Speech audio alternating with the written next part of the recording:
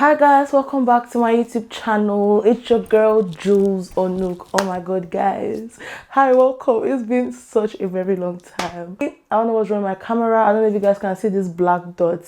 It's just crazy. Like, I got my camera out, I'm like, okay, let me start recording. Firstly, it's going to like freeze for like 10 seconds and then it starts recording. I don't know why that is happening. I'm just like over it. Hi guys, before we continue watching, I just want to say this is Jules first of all, obviously, and I filmed this like 9 months ago, and since then a lot has happened between then and now. Like, literally, I think I would do a separate video for that. So basically, new content will be coming out very soon and more consistently now. So I'm going to do like a live update. So if you can thanks for dropping by and watching. I really do appreciate. And yeah, till next time. Bye. In case you're not subscribed to my channel, kindly subscribe to my channel. I really appreciate if you subscribe to my channel.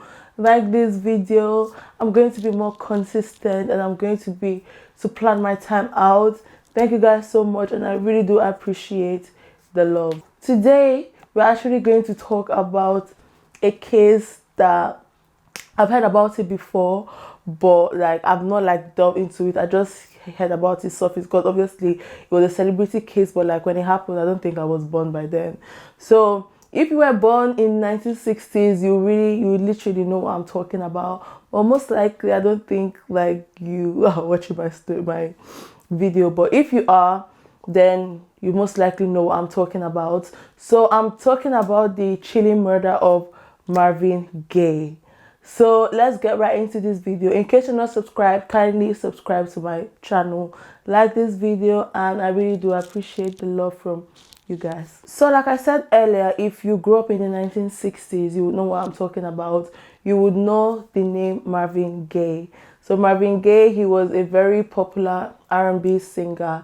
Apparently, he transformed the sound of Motown in the 1960s, and throughout his career, he worked as a singer, a record producer, and he also worked as a songwriter. Additionally, Marvin Gaye, he actually started as an in-house session player, and then that's when he now broke out and he became a solo artist. When he became a solo artist, he really blossomed very well into fame. He became famous like almost immediately. He was more famous for his hit "I Heard It Through the Grapevine" and "What's Going On." So that's what he was most famous for. So Gaye was so famous that they nicknamed him the Prince of Soul.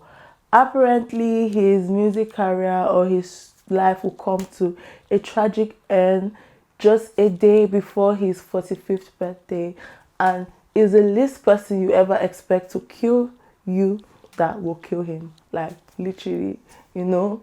There's some people you'll be like, oh yeah, this person can kill me, that person can kill me. But then there's people you're like, no, he can't kill me, this one can't kill me. So we are going to talk about Marvin's childhood, how he grew up, and most especially we are going to concentrate on the relationship that Marvin had with his dad. So Marvin, he grew up in a Christian household. I think his dad was a minister, and his dad was very strict in the family. But most especially, Marvin's dad's name too was Marvin. So he was junior, he was Marvin Jr., while his dad was Marvin Sr. So I'm going to say Marvin Jr. and Marvin Sr. So Marvin Jr., literally, he did not like Marvin Jr. So like I said, Marvin, he grew up in a very strict household. They were very religious and everything. Marvin described his childhood as being brought up with a king, living with a king that was in charge of all. It's just that this king was very wicked. It was his dad, and he lived by Cain. I think he said something like he actually lived by Cain with his dad. His sister came forward, and his sister was like that, yeah, her dad used to beat Marvin every single time of the day. And his mom said that, yeah, that Marvin Sr. really hated Marvin Jr., and he really didn't want Marvin Jr. to be his son. He kept saying that Marvin Jr. was not his son, things like that. And his mom was like that. It's like he also wanted her to hate her son, but obviously the mom couldn't do that. So like I said, he was always beating Marvin Jr. every time with cane and everything. But then again, his dad being a minister, you know, like a minister, his dad was also kind of iffy. His dad was a strong alcoholic, and his dad was also a cross-dresser. Marvin grew up hating his dad and his dad hating him, but there was a particular time where his dad actually taught him music and taught him musical instruments. He learned how to play piano just by listening to it. So I guess that's where like their bond came up. I guess that's where they bonded, more like when they were listening to music or making music together or stuff like that. But apart from that, I've not seen anything where they say, oh, the father took him on a bike ride or a walk in the park or stuff like that. It was just mainly music. And this is how Marvin grew up loving music.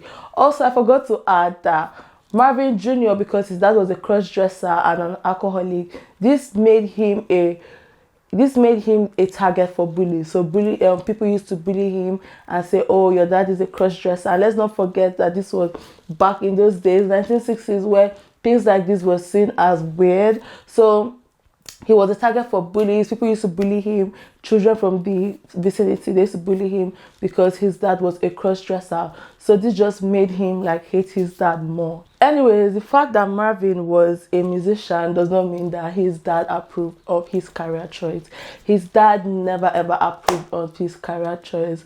And that's how these two people never ever found peace between one another. Also, now we're going to go into the gruesome crime. So in 1983, Marvin went on a tour, and like his tour came to an end in August 1983.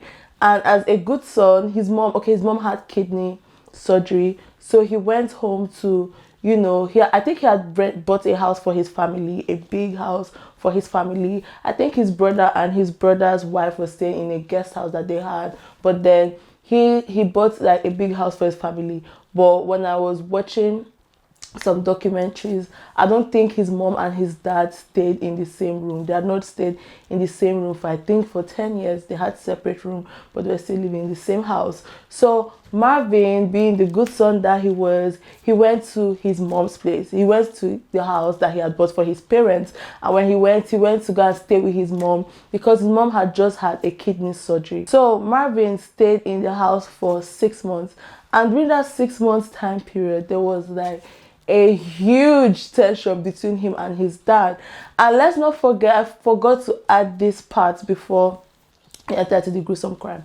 While Marvin was on his tour, Marvin was actually very scared that he was going to get murdered. I think there was a time he was even poisoned because when he was on tour, I don't know, guys. When he was on tour, there was a time he was poisoned. I don't know if that can be approved, but then a friend of his made a concoction which actually kind of flushed the poison away. Marvin, he had like bodyguards and he wore bulletproof vests even when he was on stage because he was just scared that somebody was going to shoot him. So you can imagine living in fear all those times. He had doubled in on security. He just wanted to feel safe. He did everything as much as possible just to feel safe. Do you understand? Just to feel safe outside.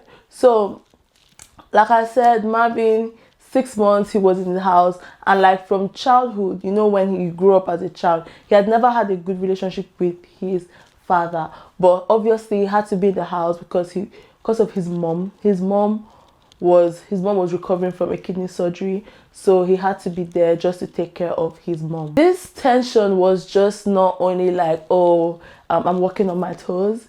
There was even an incident where Marvin Sr., that's Marvin's dad, he actually called the police on his son and told his son, see, I don't want him in my house, but your son bought the house for you. Anyways, he was like, see, I don't want him in my house, take him away. Marvin Jr., he left the house, but then he left the house for a short period of time.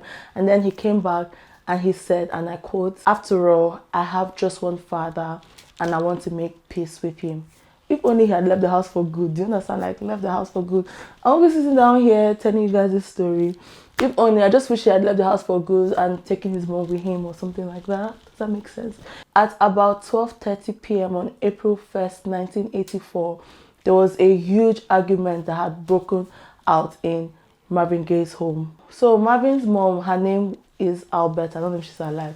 So her name is Alberta, and obviously Marvin's dad is Marvin Gaye or whatever. So Marvin's dad shouted at Alberta because of one particular insurance document that I think he was looking for, or I don't know, a fight issued, and like he was shouting at his wife and everything.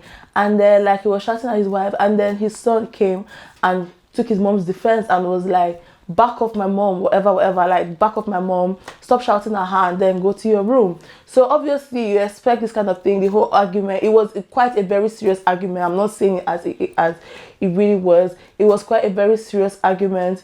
So Marvin Sr. went to his room and slept. And you think he went to his room, he slept angrily. And you think that in a case like this, you wake up and you're all calm. But he woke up and he was still angry. He went to bed angry and he woke up angry. So when he woke up angrily, he continued the whole massacre, continued the whole shouting around the house. And he did not back off his wife, Alberta. He didn't back up his wife, Alberta, because of I don't know what the insurance was, the insurance document was. He didn't back off his wife. And obviously, this did enrage his son, Marvin Jr. So the fact that this enraged his son, Marvin Jr. was so angry that he kicked his dad and he shoved his dad out of the room. And it was very severe that like it was even his mom that actually came to separate the two of them and like just to let peace reign. So these people, they had this altercation, and then the two of them, they decided to go to their respective rooms just to like let peace reign, as you know, as they both thought.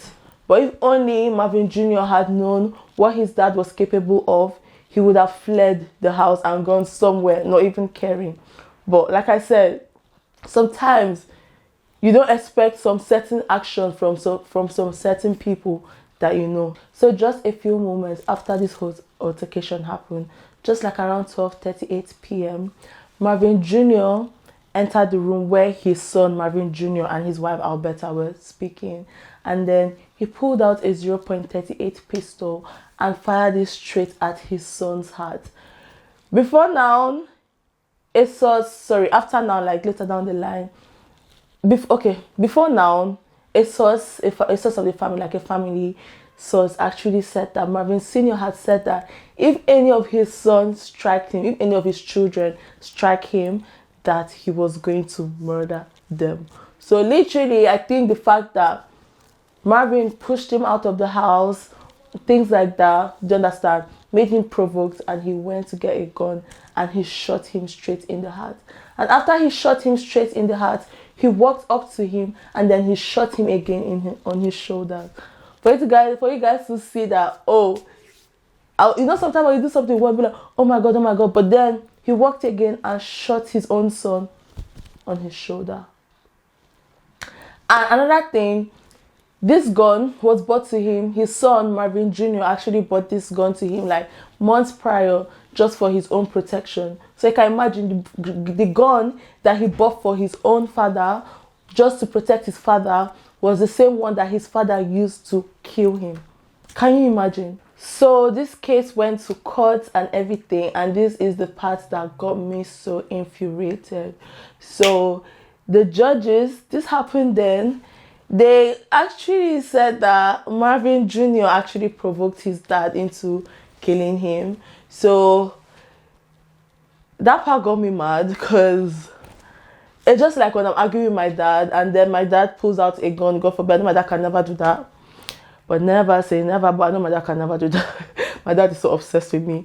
Anyways, okay, not obsessed with me. My dad is not obsessed with me. I know my dad can do that. Let's just say that. Anyways, Marvin Jr., he was arrested, he was charged, and he was convicted of the murder of his son. But like I said, the judges had said that his son actually provoked him into killing him. So because of that, they didn't give him as much high sentence as they should have, in my opinion. And honestly, that was a very, very stupid judgment. I don't think that can happen now. You killed your son did not point a gun at you. You all had an argument. So like, I don't understand what's going on. His defense team, Marvin Sr.'s defense team, actually claimed that Marvin Sr. was acting in self-defense. That was not self-defense. they had separated, and Marvin was speaking to his mom when the dad walked in and shot at him. Marvin did not, there was no record of Marvin Jr. holding a knife trying to like stab the father, or holding gun, or being in a gun battle. He just kicked his dad out of his room, and that was it. So this had happened after, it was not during the altercation. The dad literally walked to his room, came, shot him in the heart, and shot him on the shoulder again. Anyways, he was actually, if I tell you guys what his punishment was, you will get angry. He was ultimately sentenced to a 6-year suspended license and a 5-year probation after he took a plea deal from the police. But what plea deal was that? That does not even make sense. Anyways, during his sentencing, he said the following words, which I'm going to read for you guys. If I could bring him back, I would. I was afraid of him. I thought I was going to get hurt. I didn't know what was going to happen. I'm sorry for everything that happened. I loved him. I wish he could step through this door right now. I'm paying the price now. In which I don't believe, because like everybody has said that right from when he was a child, his dad had always whipped him, and his dad, even his mom was like that. His dad didn't actually like him. Let's talk about the mom. Imagine you witnessing your husband killing your son. Do you understand? That must have been a very bad experience to relive. Do you understand? So yeah, basically, Marvin Gaye, he will always be known as one of the greatest musicians of the 20th century. I just wish he was still alive. I don't know any of his songs, I'm not even gonna lie. That brings us to the end of this video. I hope you guys enjoyed it. Sorry, because my voice is kind of gone. I wish I could tell you guys what happened, but I don't think I can. Sorry, my voice is gone. Marvin Gaye's legacy will last a lifetime, and I wish him, what do I wish him? Rest in peace, Marvin Gaye. Your legacy will forever live in, and I wish his mom and his whole family the strength to carry on. I know it's been disappointing before my parents even thought that I would be in this world, but anyways, that's fine. Thank you guys so much for stopping by and clicking on this video. I really do appreciate that. Thank you. Until next time, bye. Kindly subscribe to my channel if you're not subscribed to my channel. Like this video. I really do appreciate you guys. I think I look good on camera. I'm seeing myself now, but when I'm editing, I'm gonna be like, huh? But anyways, guys, thank you guys so much. I really do appreciate. Subscribe to my channel if you're not subscribed to my channel. Thank you guys so much for the love, for waiting for me for like 5 weeks. This is so embarrassing. I swore I was going to be consistent. Thank you, and I really do appreciate. Have a blessed day. Bye.